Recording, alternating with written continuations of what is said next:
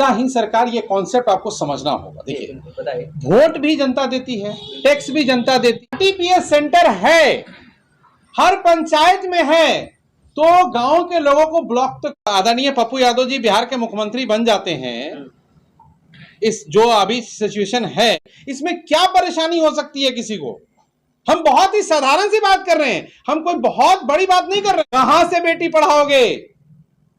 हमने 2017 में बात कहा था कि बदलेगा ढाका, जब तक मेरा घर नहीं बदलेगा हम बिहार क्या बदल देंगे? एफिडेविट है, कोर्ट में एफिडेविट दिया है, तब मैंने जाके नॉमिनेशन दिया है 20 तारीख को। आप जाके मेरा पुराना रिकॉर्ड देखिए, पुराना फुटेज देखिए। वो स्कूल और कॉलेजों के मरम्मत और छोटी छोटी कामों में वो तनख्वाहें, वो पेंशन जाएंगी, पहली बात। दूसरा, जब मैं ढाका का चुनाव लड़ा तो मैंने ढाका का एजेंडा तय किया। ढाका में क्या बदलाव की जरूरत है? सड़कें चौड़ी होनी चाहिए, बस स्टैंड होना चाहिए, ट्रेन का ठहराव होना चाहिए, स्वास्थ्य व्यवस्था में सुधार होना चाहिए। ये मुद्दे आज भी हैं और इनकी लड़ाई में आज भी लड़ रहा हूं और मैं आगे भी लड़ूंगा। जहां तक धर्म की बात है ना, तो मैं आपको स्पष्ट कर देता हूं, धर्म के चोले और धर्म की और जाति की बैसाखी से आप कब तक सदन में बैठे रहोगे? एक न एक दिन आपको गिरना पड़ेगा। लेकिन जो संघर्ष हम कर रहे हैं और हमारी पार्टी कर रही है, वो संघर्ष जब रंग लाएगी ना, तो हमें सत्ता से बेदखल नहीं कर पाओगे। ये अंतर है हम में और उनमें।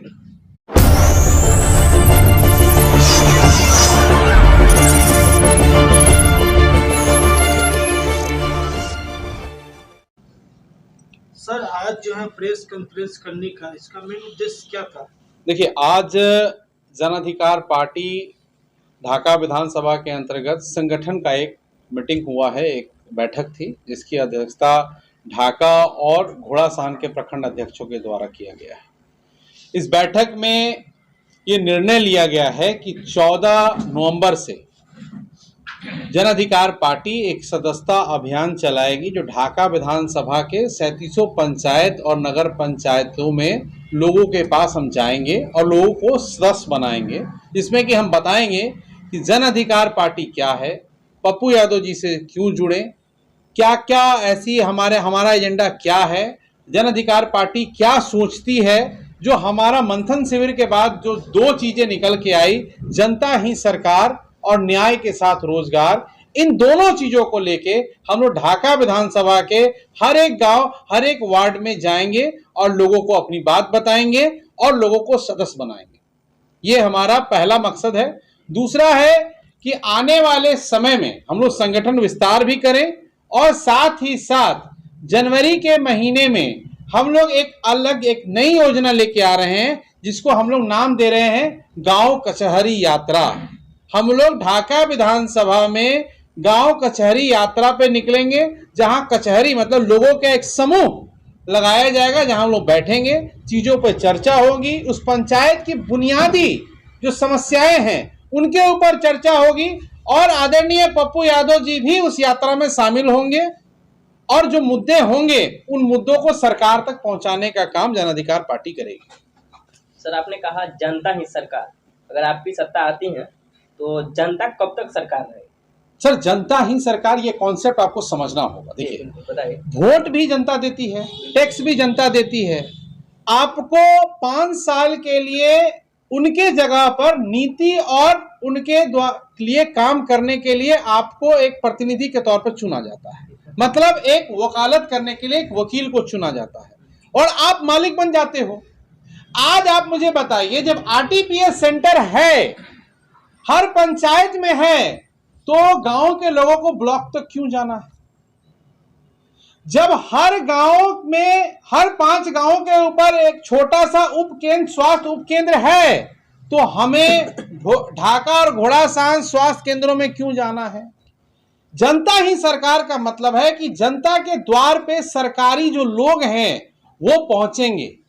वो हमारे नेता का कॉन्सेप्ट है कि हम लोग, जैसे नीतीश जी ने कहा कि 15 दिन में अगर आपका आधार कार्ड नहीं बनता तो आप कंप्लेन कर सकते हैं, लेकिन वो शायद बताना भूल गए कि कंप्लेन कहां कर सकते हैं। लेकिन हम बताएंगे कि कंप्लेन भी होगा और कार्रवाई भी होगा। कैसे होगा? जब हमारी सरकार आएगी, जो हमारी पॉलिसी मेकिंग टीम है वो जरूर उसके ऊपर काम करेगी। न्याय के साथ रोजगार, आज अगर आप, हम घोड़ासान में बैठे हैं, 10 बजे वाली रात वाली ट्रेन से अगर कोई हमारी बेटी, हमारी बहू उतरती है और वो सुरक्षित अगर अपने घर नहीं पहुंचती है, तो कैसा न्याय, ये कैसा बिहार हम बना रहे हैं।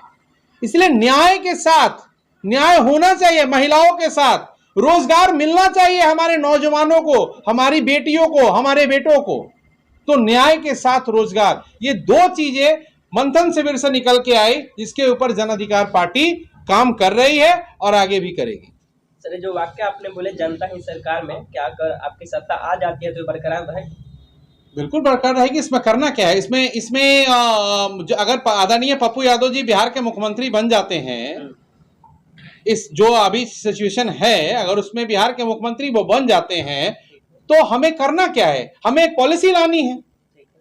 पॉलिसी ये लानी है कि अगर आपको वृद्धा पेंशन नहीं है या नहीं मिल रहा है, तो आपको ब्लॉक नहीं जाना है। एक लड़का आपके पास आएगा, टैब लेके आएगा और आपकी चीजों को फिलअप करेगा, सबमिट करेगा, बैंक में आपके पैसे आएंगे।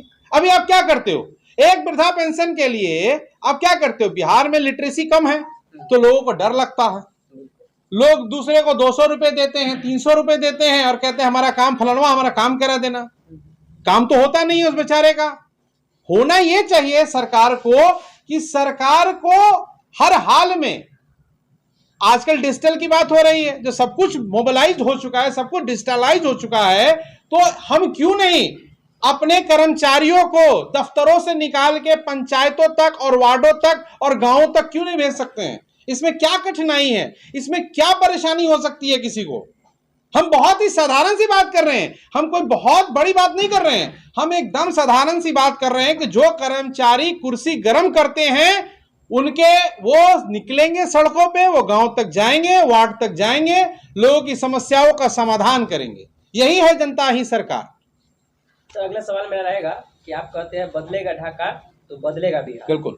ढाका में क्या बदलिएगा? सर, ढाका में बहुत कुछ बदलने की जरूरत है। जैसे ढाका 1972 में बना हुआ अनुमंडल है। जब हमारे पूर्वी और पश्चिमी चंपारण का बंटवारा हुआ था तो सबसे पुराना अनुमंडल है। आज यहाँ एक महाविद्यालय नहीं है। और सबसे बड़ी दुख की बात पता है क्या है? ये जो सरकार केंद्र में बैठी है, कहते हैं बेटी बचाओ बेटी पढ़ाओ, हमारी बेटियों का ड्रॉप आउट परसेंटेज, इंटर करने के बाद 72% हमारी बेटियां पढ़ नहीं पाती हैं। तो आप नौकरी कहां से दोगे सरकार? कहां से बेटी पढ़ाओगे? हमने 2017 में बात कहा था कि बदलेगा ढाका। जब तक मेरा घर नहीं बदलेगा हम बिहार क्या बदल देंगे? जब तक मेरा दरवाजा साफ नहीं होगा हम कैमरे पे झाड़ू लगा के प्लेटफॉर्म साफ करें? पहले अपने सामने अपने रोड पर चलने की सड़क तो साफ कर नहीं पा रहे हो, और फोटो खिंचाने के लिए प्लेटफॉर्म और बस स्टैंड साफ कर रहे हो। ढाका में बस स्टैंड होना चाहिए, घोड़ासान में बस स्टैंड होना चाहिए। ये बदलेंगे हम एम्बुलेंस की सुविधा पचपकड़ी, चैनपुर, ढाका और घोड़ासान अस्पतालों में बहाल कराएंगे। ये बदलेंगे हम ढाका को। 35 केंद्र। सर, यहीं पे रोकना चाहेंगे। और आपने कहा कि ढाका में बस स्टैंड लाएंगे। बिल्कुल। बस स्टैंड क्यों लाएंगे? क्योंकि तो मुद्दा बन जाता है कि हर बार जब चुनाव होता है तो उसी को मुद्दा बना के लोग नेता बन जाते हैं, विधायक बन जाते हैं। अब बदल दिएगा तो खेल ही खत्म हो जाएगा।